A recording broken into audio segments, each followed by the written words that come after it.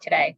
So welcome everybody. I'm Carrie Souza, the VP of Marketing with AMD Global Telemedicine. And today I've invited David Fletcher, the Associate VP of Telehealth from Geisinger Health, Jason Pavio, excuse me, the President and COO of Eagle Telemedicine, and Amy Miller, my colleague here at AMD Global Telemedicine. And I've invited David and Jason to join us today to talk about the how they have been able to maximize the value and sustainability of telehealth and telehealth investment for their programs. And then, in addition to them sharing a little bit about their programs and what they've been able to do, we're going to open it up to discussion to talk about other important critical factors to success, such as scalability, technology, and just planning for new initiatives as we move forward. So speaking of moving forward, we have definitely seen, a big change in the healthcare paradigm from personally here at AMD Global Telemedicine. We've seen a lot of our customers go from, of course, the reaction mode into more of a permanent transformation mode.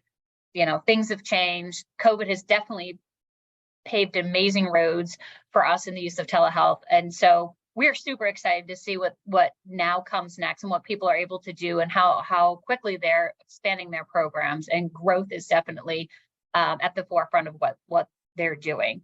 So I want to share some stats. A lot of you have probably already seen this, just to kind of reiterate, of course, that telehealth, we always focus on patient satisfaction, clinical outcomes, 100%. But physicians also, of course, like it and want it. We both know both providers and patients expect it, and they want it to continue. And they want the option and convenience of virtual care, but as healthcare organizations need to sustain and scale, the ROI of telehealth is still a big topic of discussion, of course, and a primary goal of most organizations. So this is an exciting time for us to take and see how we can truly optimize care by blending both in-person and virtual care environments into a single model. So here, of course, the AMA has done lots of research, as have others, but these were all, really great data points that they have been sharing about the physician feedback for telehealth and what they've seen. And so 85% indicated that telehealth increased timeliness of care, 75% said telehealth allowed them to deliver high quality care, and then more than 70% were motivated to increase telehealth use. And these are all obviously very positive movements towards telehealth staying. So in today's webinar, we're going to talk more about maximizing the value and the ROI and what that can mean for different healthcare organizations. So first, we're going to hear from David Fletcher about the growth and the ROI of their telehealth program at Geisinger. David? Thanks so much, Carrie. I think the ability to really use these tools at scale has proven so important for our institution, really across the board. And I think what the displaying on the screen there really kind of shows really how important it ended up being. So in that top graph, what you're seeing is about the last, I guess, 3 years prior to COVID. And I started at Geisinger at the end of 2018. And so you could see for a long time, Geisinger was kind of running along at about 150 visits a month. People kind of dabbling in it. We had different processes depending on if you were doing it in the hospital, in a clinic. And then toward the end of 2018, what changed is we said, okay, we've got to, they brought me in and we said, we've got to really get serious about this and have some standardization so that we can really scale this and start to grow. And you can see that even prior to COVID, we had what at the time I thought was a very nice growth pattern for our telehealth utilization. We've gotten all the way up to over 800 visits a month. And we had done that by having a single platform. We'd standardized our peripherals, our carts. And so it made it a lot easier to kind of copy and paste when we went from specialty to specialty. And so we were able to grow a lot faster. And then, of course, I'd love to say I was clairvoyant and I knew that, this day would come. But obviously, when, after the pandemic and we were closing our clinics and of course, equally importantly, all of the, the waivers that we had for rural and in the home and things like that took off, we had to turn the spigot on overnight. So we went from over 200 providers to over 2,000, 20 specialties to over 70. And we had to do it within weeks, days in some instances. And so you can see on the bottom graph, that growth rate I was so proud of, you just can't even see it anymore. It's totally washed out by, we were doing, 25, 30,000. I think we got up to 70,000 and then kind of plateaued there around 20 to 25,000 again. But the key was we were able to do that quickly without having to just, kind of send out a message blast to everybody, say, oh, just use FaceTime, use Zoom, whatever you've got on your phone. We were able to stay within our platform, which was helpful to us because we have integrations built in between our EMR and our platform and billing flows. And so we really didn't have any issues with our billing and all that because we were able to stay within the platform. We were able to train our providers really quickly because they were all using the exact same tools. We didn't have to say, if this, go down this path, if this, go down this other path. And so that really allowed us to build this out at scale and respond to that, emergency situation. But then that kind of takes us into, okay, we got through clinics being closed. All our clinics are open again. Hospitals are running again. We still have some COVID patients, but we're generally able to see folks. So what's the role for telehealth going forward? And so I think, on the next slide, we kind of walk through some of the use cases that, are the whys of why do we want to continue to sustain this program. And so this last year, we really looked hard at our, kind of evaluating the program. And one of the things we found is that, if we look at all of our costs to keep a telehealth program going, the platform itself, my staff who kind of maintain things, all of that entire book of business across the entire organization is a little less than the cost of maintaining a single brick and mortar primary care type clinic.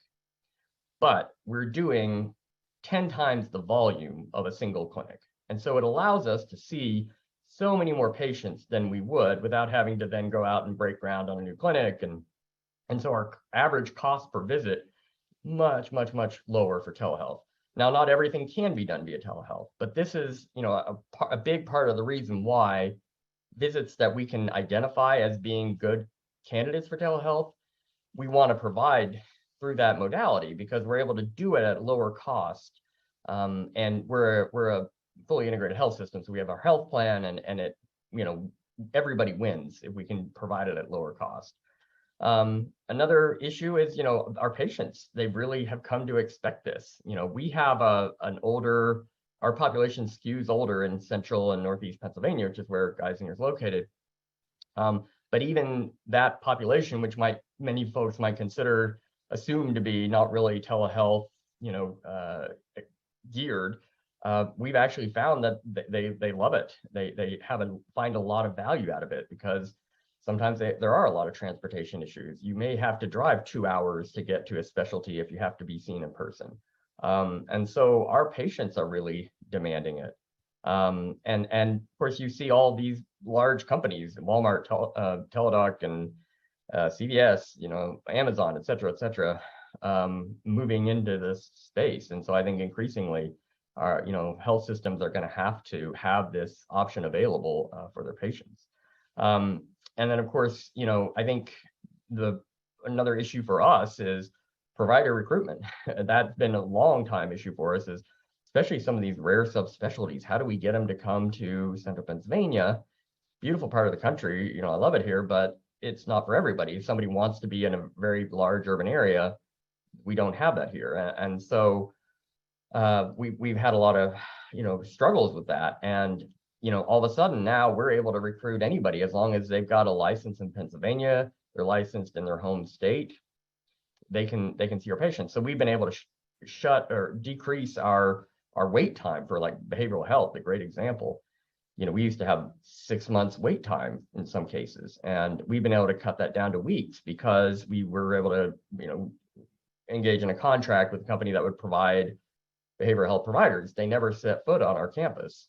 But they're licensed in Pennsylvania, so we're able to do that. So that's been a huge win for the system as well. And then, of course, I think the obvious thing is also then just getting access to those subspecialists without folks having to try to drive, and folks who don't have transportation, might just not be able to see that subspecialist. But because we have telehealth and some of these peripherals and things like that, we've got a wide range of visits that we can conduct via telehealth. So we can ask that patient, can you get to your local clinic? We've got a local clinic 2 miles from your house. If you can, we've got a cart, we've got peripherals. Our specialists can beam in and have the clinic staff have their hands on you, do everything they need you to do, and you'll have the exact same visit as if you came in person. And so with all these reasons, that really has helped us define to our providers and policymakers, but equally importantly to our patients. They want to know, is this a good idea? Am I getting a full visit if I come via telemedicine? And so we've been able to really help inform all of our stakeholders, this is why we want to continue to do telehealth. Great. Thank you, David. And I think one of the most, we had talked prior to this, and one of the things that stood out the most, just you sums it all very well about the sustainability of your program, and the value is doing the visits of 10, the cost of one. And that's, I think something that can be repeated, and other healthcare systems can certainly learn a lot from. And with that comes the cost savings and the value, and allows you to certainly scale your program a lot faster. You mentioned going from 50 to 100 and 100 to 800, to 20,000 visits. I mean, that's scalability. So great job. Glad to hear it. And thank you for sharing that with us. Okay, I'm going to turn it over to Jason to talk a little bit more about some of your success at Eagle Telemedicine and what you've done there, Jason. Absolutely. And want to thank David for that. I think it's a really great success story of developing a really clear strategy, married with a strong implementation plan that really proves that the outcomes will manifest themselves. And while Eagle is a service provider, my hope is to just share a story that helps to continue to facilitate the thought process around how to develop a strategy and where to effectively, look to apply and implement telemedicine as a part of your overall strategy to create access to care and augment your care delivery models. And so for us, we have the benefit of having conversations with institutions across the country. And I always relish those conversations. And we get a lot of crisis calls, and we get a few vision calls. But as you think about how telemedicine can be effectively applied, one avenue is to really take a look at your community needs assessments, and really match what comes out of those with your capacity and your local resources to match that demand. And as an example, we recently were in conversations with a mid-sized regional facility that was struggling with meeting the demands in cardiology. They had limited physician resources. They had an extremely busy outpatient practice. The physicians, like many physicians across the country, were not only responsible for managing the practice, but also trying to meet the demand in the acute care setting for patients that were presenting. These may have been patients of theirs. These may have been new patients with new onset of a presentation, but really struggling to meet those demands in a timely manner. And unfortunately, the hospital was forced to really transfer patients to get that care that they needed in a timely manner. And I think we all are well aware and have experienced the last several years where bed availability, the ability to transfer patients to get the right level of care has been extremely limited. We've all been probably a little frustrated with trying to find the right place for patients to receive that care. And it's a little more frustrating when you know that you have the resources outside of the physician capacity to really retain those patients in your community.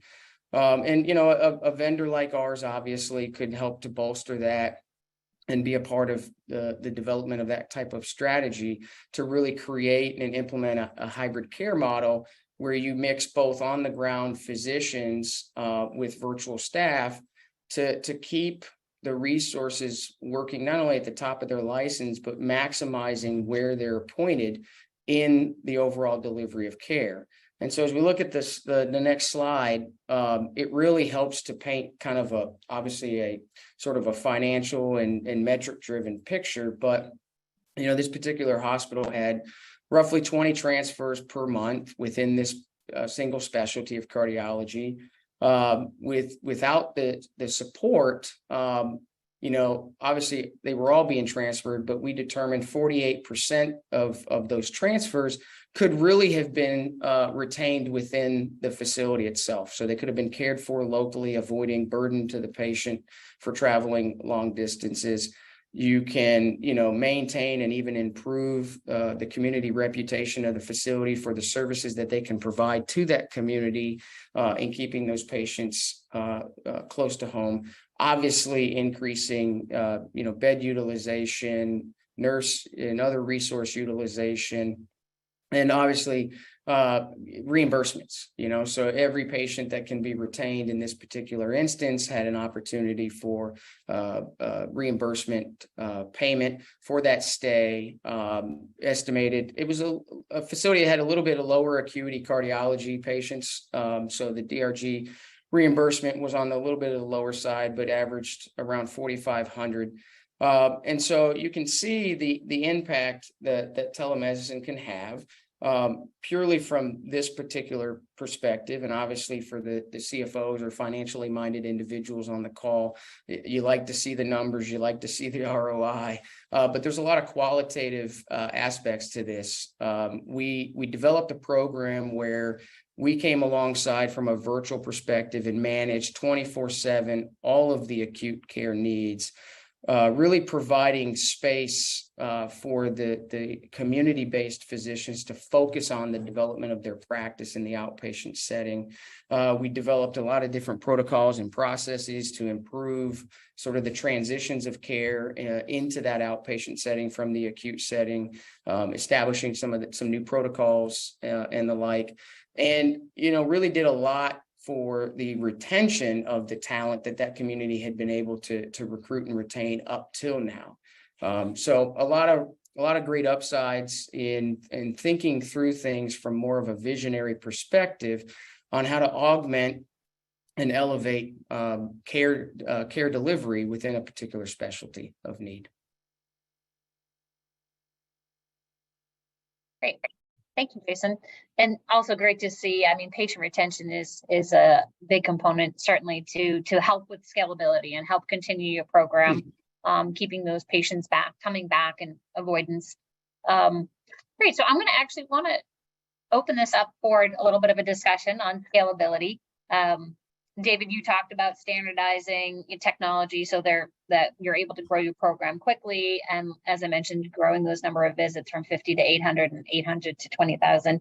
And I know, David, you have a lot of experience with kind of working with customers on how to turn up or down the program based on their needs, based on the community needs. So let's talk a little bit more about the term scalability and what it means to you. It is certainly a term that's thrown around a lot. I know, guilty by vendors like us as well, that everybody claims they're scalable and the solution's scalable.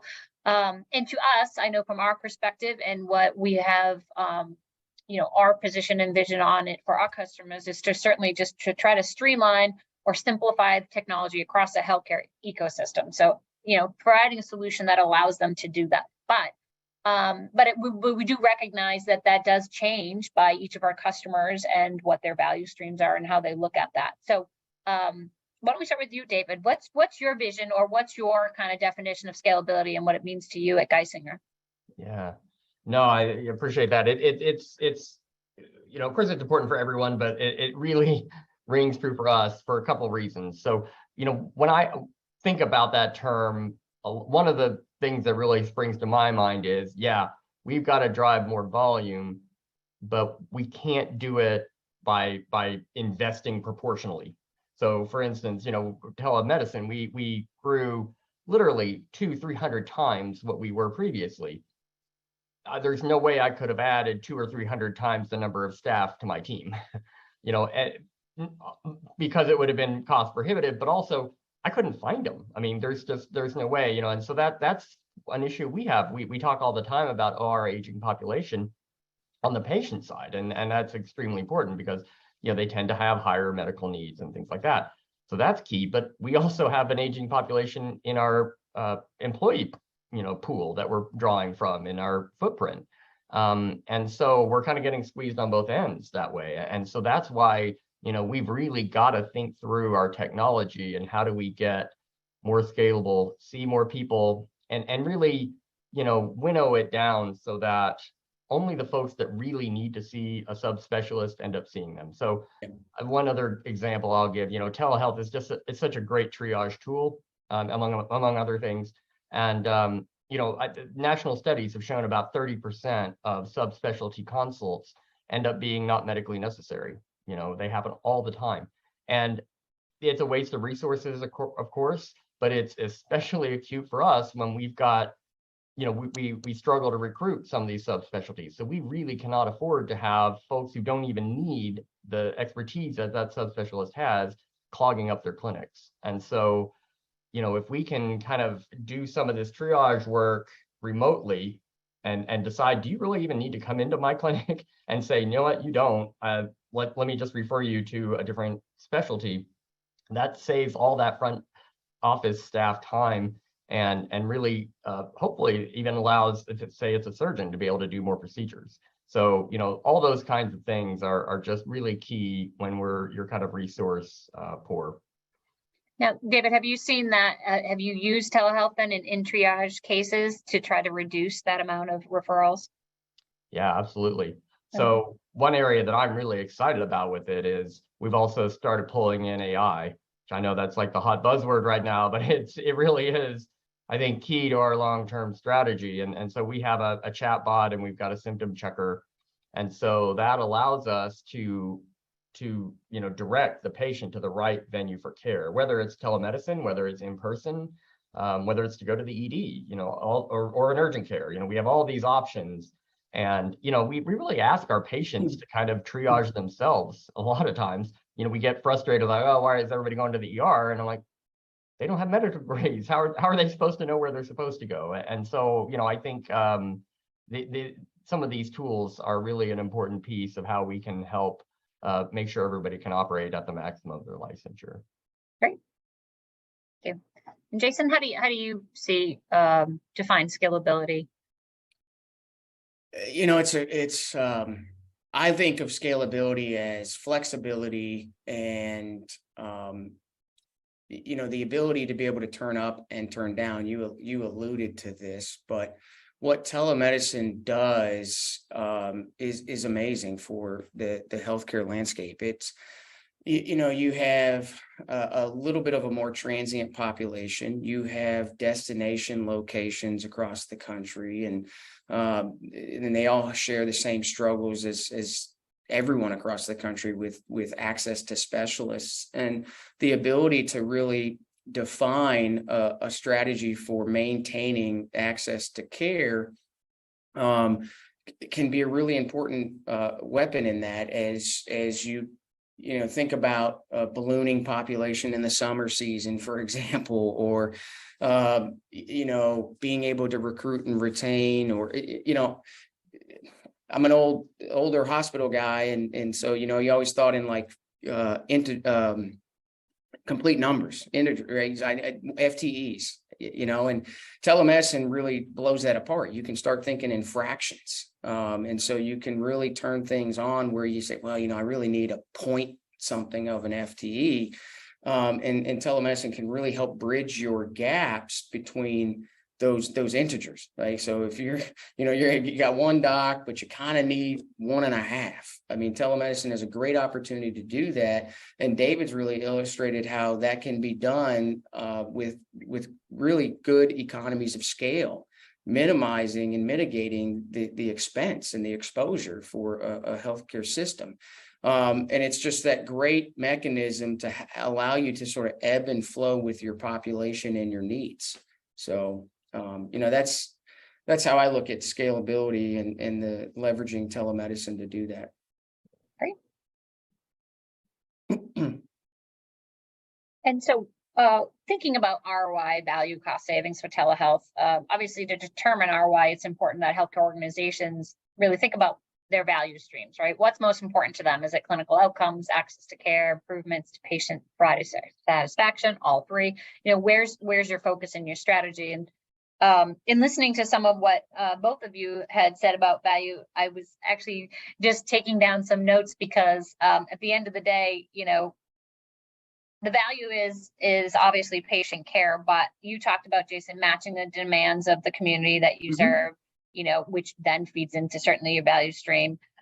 David, you talked about the patient wait times. I mean, that is huge value, going from 6 months to a couple weeks. And so, what now moving into this new paradigm and where we're going in 2023 and 24 with telehealth delivery, what are you planning to use as your measurements for your program going forward? And is it changing?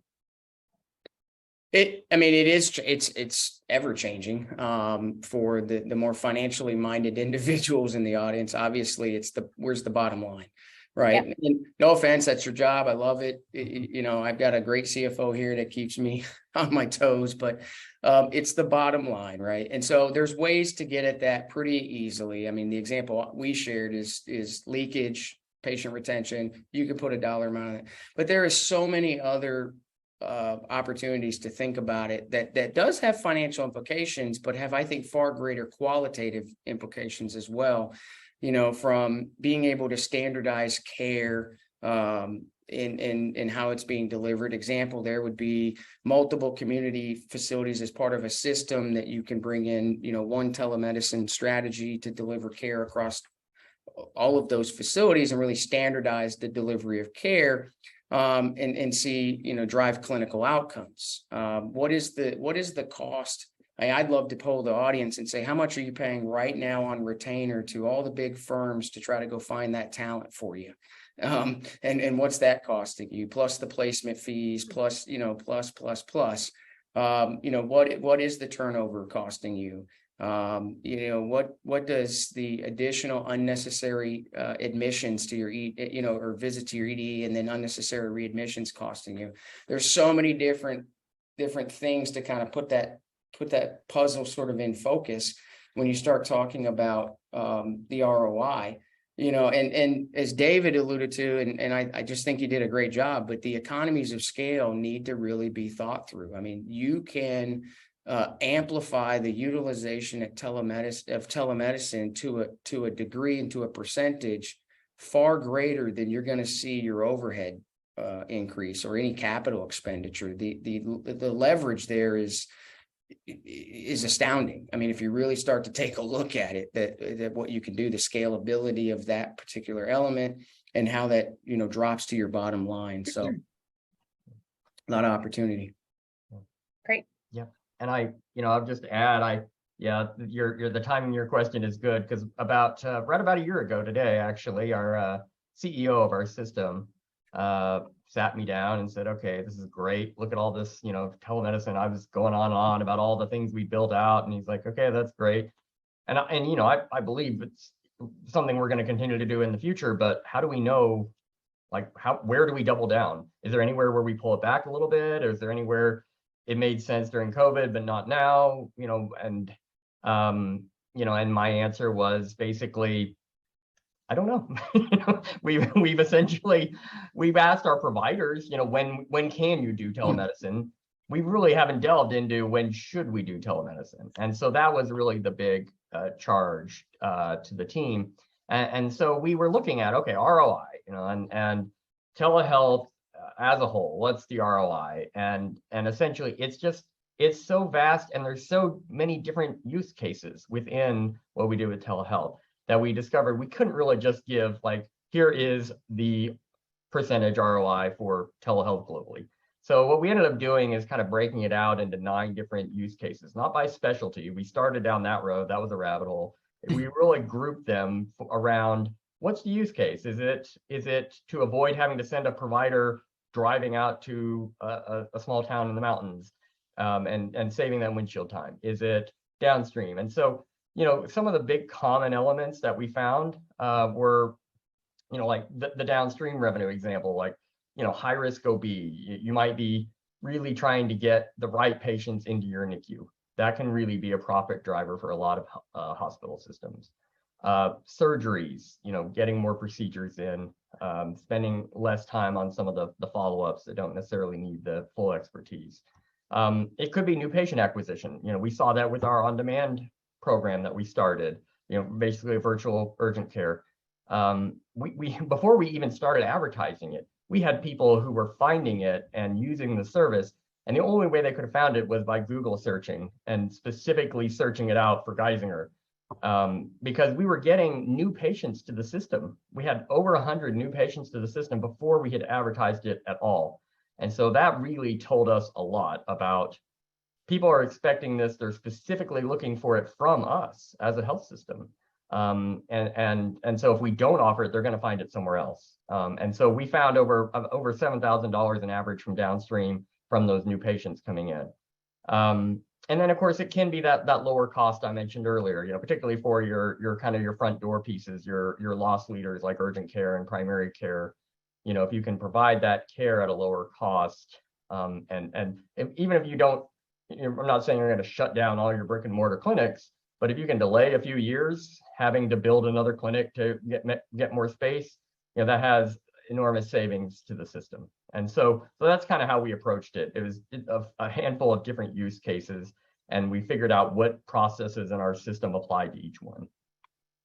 It's actually interesting what you said, David, was talking about even using it to remove bottlenecks in other profit areas, and that was a interesting thing when you mentioned surgeries and removing the bottlenecks so that center can be more profitable. And so instead of just looking at it bringing in profit or bringing in revenue, you're using telehealth to kind of enhance the other parts of it. And even patient, of course, being in marketing, I can relate to telehealth being a very marketable benefit of a hospital and health system and a way to beat your competitors. I mean, at this point, everybody has it. It's just a matter of how good that program is or how good they are about communicating and how much it really complements their in-person care that makes it, more marketable for patients. So absolutely glad to hear there's a marketing twist on it, not just all about the financial. Okay, so for sustainability, I loved what you said, Jason, talking about using telemedicine and telehealth to augment in-person care and how that has benefited you, your customers, and making these programs sustainable. And so with over 14 years of having to kind of evolve what you guys have been doing in your services, I'm curious to understand how have you evolved your services now, or what kind of new virtual care initiatives are you looking to undertake moving forward so that you are sustainable? Yeah, I mean, not only have we expanded our service portfolio and the specialties that we're in, and we continue to do so. I mean, we've started to, and I don't know if I don't, sit here and pretend I've got some crystal ball, or that I'm some great savant or something, but the needs continue to evolve and expand, and we're starting to see a very large increase in need for pediatric subspecialty support. And those calls started 8 to 10 months ago. And so we've started to evolve our recruiting campaigns and how to start to develop like a pediatric arm, because that's what the market is kind of telling us. We've made investments from kind of a technology perspective and really more from like a software perspective, because I think part of what's going to keep this sustainable is continuing to invest in integration and interoperability. I mean, we've got to continue to find ways for this to be seamless. It can't be clunky. 10 years, what it looks like today versus what it looked like 10 years ago. I mean, it's evolved so rapidly, and there's more periphery available to effectively drive the efficacy of an exam. We can see things better, we can hear things better. It's those types of things that are going to continue to drive kind of sustainability. It's staying on top of state and national legislation, because we know that a lot of that drives what we do, why we do, how we do, kind of a thing, and we'll follow the payment models, of course, but that finance shouldn't be the only driving factor behind why we're doing what we're doing. So, but to me, the two biggest things, and I could talk for an hour just about that, is the interoperability and integration, and how do we maintain the integrity of the patient chart? How do we maintain that this concept of one patient, one chart, and that everything lives within that and is easily and securely accessible across different platforms and specialists to really drive the care of the patient, because that's, at the end of the day, that's what we're trying to do. I could not agree more. I absolutely think that's spot on. The integration and really continuing to just make this much more seamless for both the providers and the patients. And I think particularly, again, as a health system, that to me is a little bit of a differentiator between what we offer and say an Amazon or just a large retail kind of entity, is that if you go through our kind of front door, you'll be able to get referred to one of our specialists. They'll know your whole history. It'll be all part of your patient record. And I think we have that, but we've got to get it very seamless, very in front of the patient, so they kind of understand. And then our providers, I think that's the other thing, is like, in the pre-COVID period of that graph, all those providers, those 200 or so providers, were folks who were interested in telehealth. That, by definition, they had come to our department and said, hey, I want to do telehealth. I think this is really cool. And we went from that to every single provider basically in our health system doing telehealth. And you've got the full array. Some are enthusiastic about it, some are very skeptical, some are somewhere in between. And the service has to work for all of them. And so that's where, if we build in the process where you've got to really love it and jump through a lot of hoops to get this done, it's going to fail without question. And so I think that's a big piece of kind of the sustainability is, okay, we did things a lot quickly, very quickly during COVID. And so now let's go back and kind of really hammer through some of those processes and make them really smooth, and it's some of the behind the scenes stuff that you don't even think about, like the clipboard that everybody hands you when you walk in a clinic, just recreating that for telemedicine, you don't even think about that stuff. It's like, oh yeah, we've been on that for 100 years, no big deal. Like, well, how do we recreate that for a telehealth process? How do we make sure that the provider isn't doing IT support work when they try to call their patient, unplug your, is your mic working? No, okay, and that's, just that kind of blocking and tackling stuff, I think is going to be key to continuing to have patients and providers really want this service going forward. If I could amplify that just a little bit, David, thank you for bringing that up. I mean, I've got, 400 plus physicians, and we take on the responsibility of integrating into every client.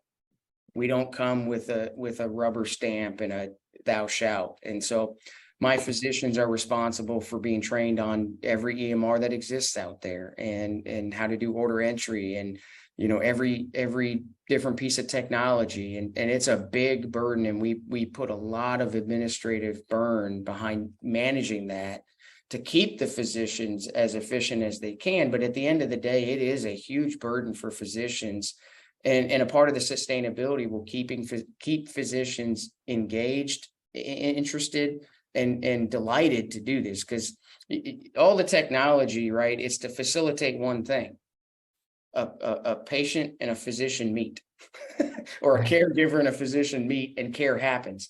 And so the more barriers we put in place from a technology perspective, and the harder we make that, and we seem to forget about the physician side. So on the patient side, it seems it's like the duck gliding across the pond, but then on the physician side, it's the duck's feet to make it all happen. And so we got to find a way to make it just as seamless on both sides of that equation. So great point.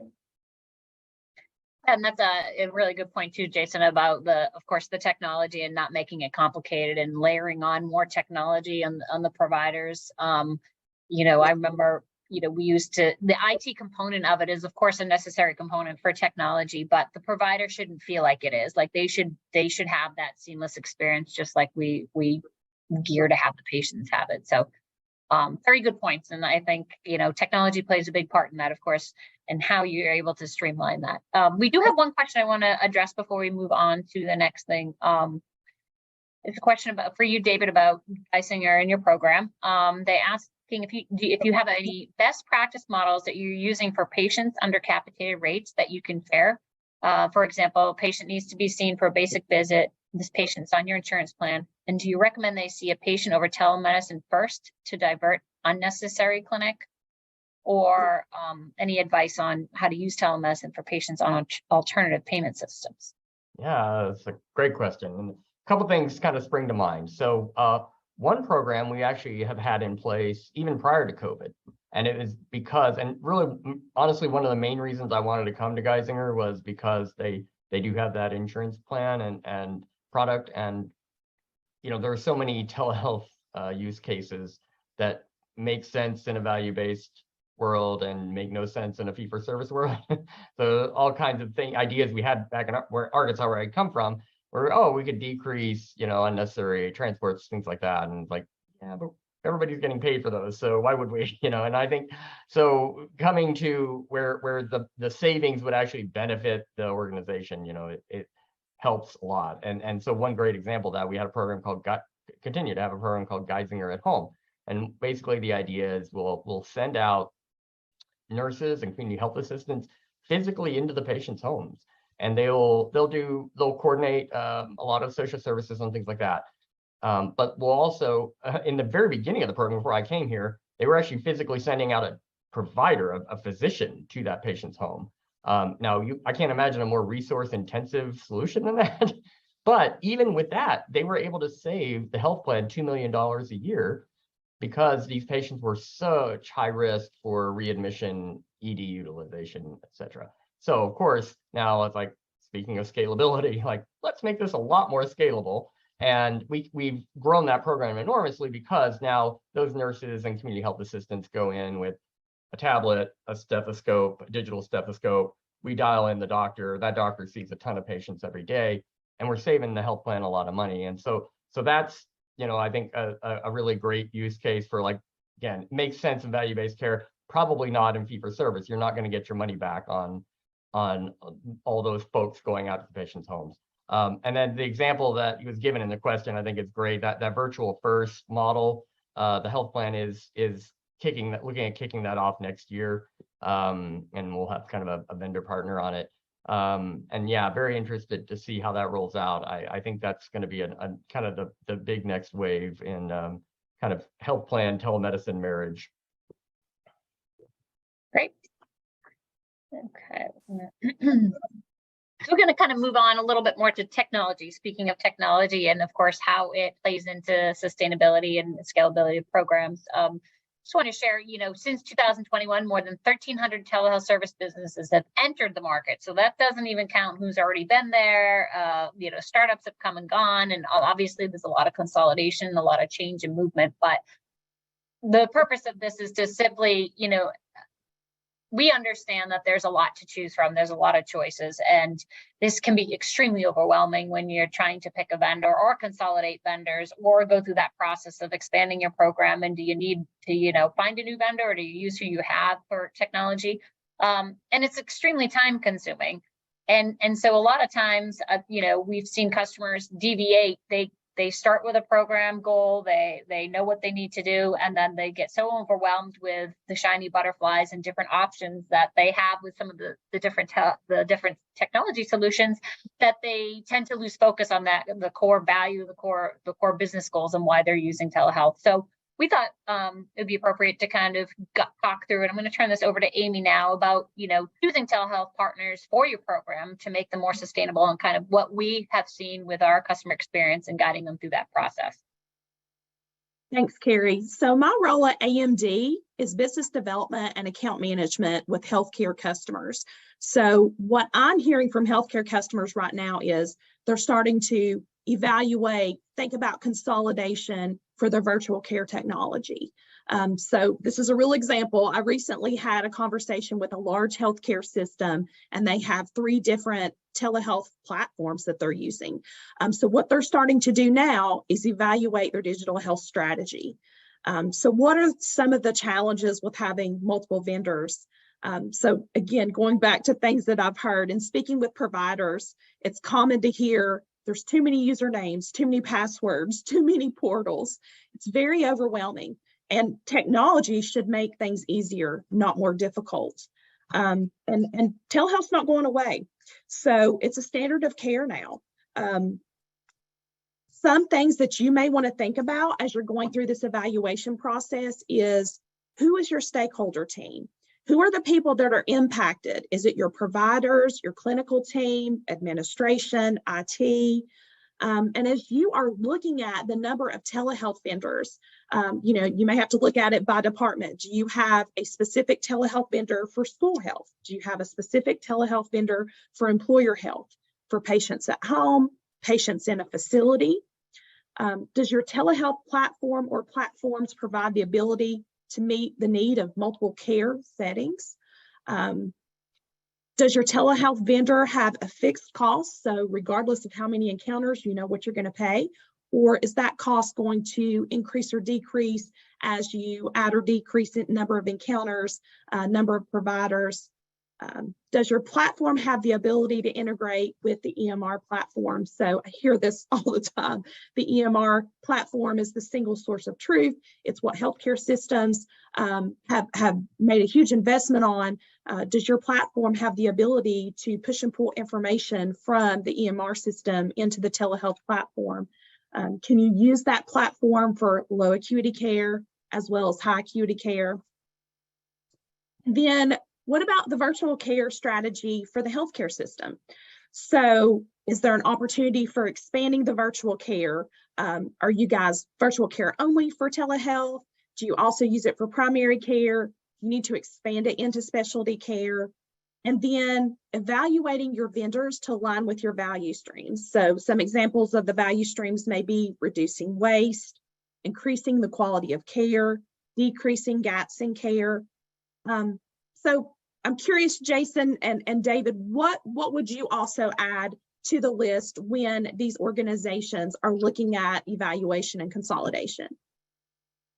I mean, I think you hit some pretty salient points. And us too, as a service vendor, have had the walking into an institution, seeing 3 or 4 different carts, born mostly out of crisis. There may be a particular service vendor in the market that's considered maybe best of breed for a particular specialty, comes with its own set of technology. It's not necessarily integrated and can only be used by their physicians in that particular specialty. And then up pops 6 months later a need in a different specialty, and they kind of rinse and repeat that. And before you know it, in 2 years, they've got 3 and 4 different carts and 3 and 4 different service vendors, and it becomes a kind of a pretty jumbled mess because it wasn't born out of a really good vision. Nobody sort of paused and said, let's really think about what it is we're trying to do long term and in the best interest of not only our patients and our community, but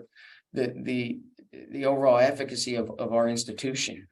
So I encourage that greatly. And as we've already talked about sort of integration and interoperability, I think that needs to sort of start to be top of mind. And how are you setting yourselves up for success? So part of the attractiveness of telemedicine is the ability to scale and leverage.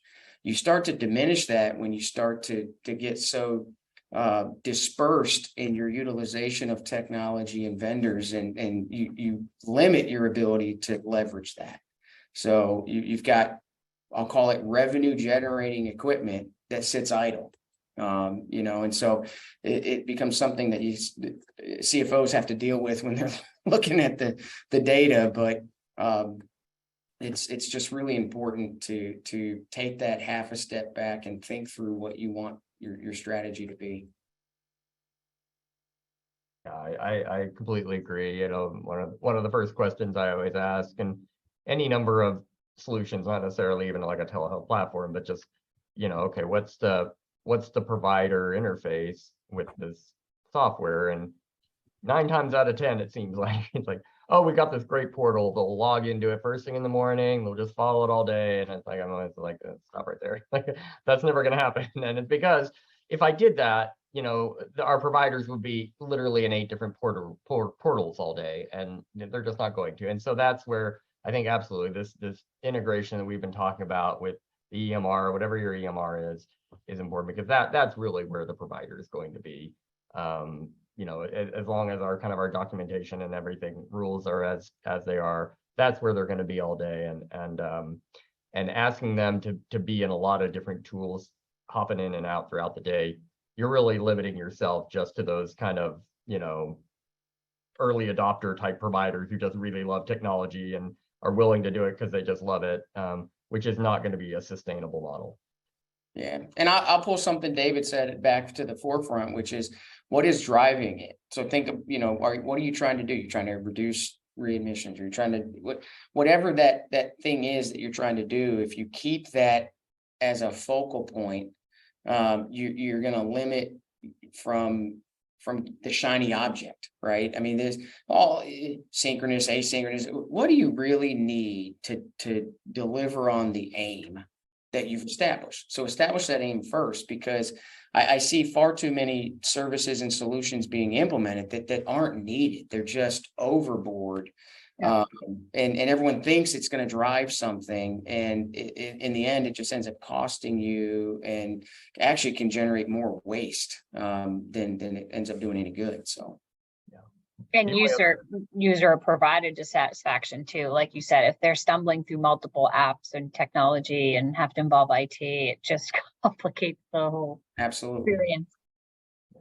No, the only thing I was going to add too is just, again, I think I've been in telehealth for over 15, 16 years now. And nevertheless, I still think we're at the very early stages of telemedicine. We're still going to look back years from now and say, oh yeah, we were just barely starting to fly.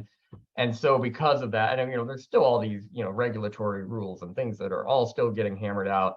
So, another, I think, key element because of this stage of development we're in is to have vendor partners that are, that really truly is a partnership, not just a catchphrase, that will help think through and be nimble and help you kind of adjust as you go, because we don't know exactly how this is going to look going forward. We have some good ideas, but we're still going to have to pivot quickly, frequently. Yeah. Actually, that brings up and I don't know, this brings up one of the questions here from the audience of, will changes to the PHE affect telehealth sustainability in the long term? Magic ball time. The easy answer is, of course it will.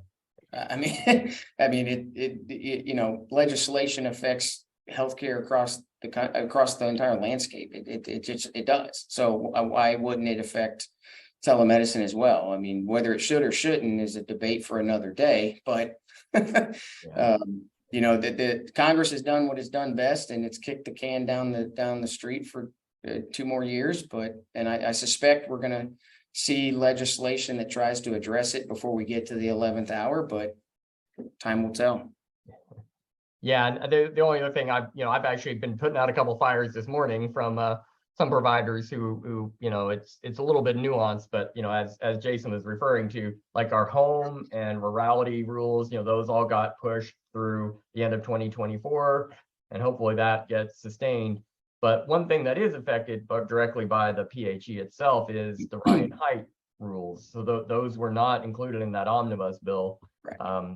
And so that actually, those rules snap back in place now as of May 11th. And so we'll have to figure out, kind of how to work around, that for those who don't know, it affects whether you can prescribe Schedule II controlled substances. Correct. If you haven't seen that person in person previously. So big issue for behavioral health for sure. Yeah.